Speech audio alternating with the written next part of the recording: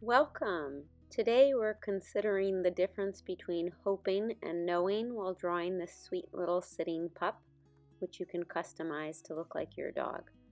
I'm starting with in between the ears of the top of the head, and I did it kind of broad and wide.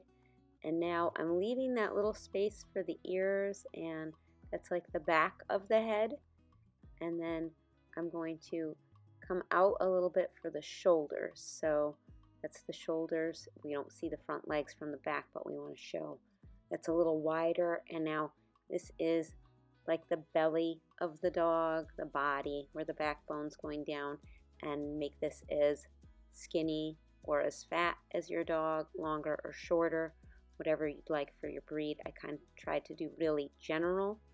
And then on the right and the left, I'm kind of flaring out to create the hips as it's sitting, and I did a longer tail curved and off to the side, making sure that's kind of in the center coming out.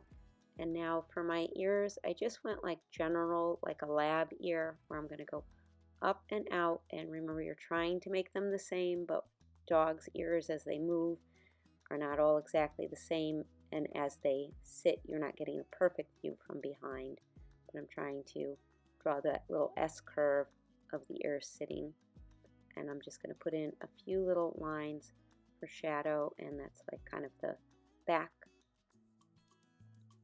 and you can absolutely color and customize with whatever would suit to look like your own dog.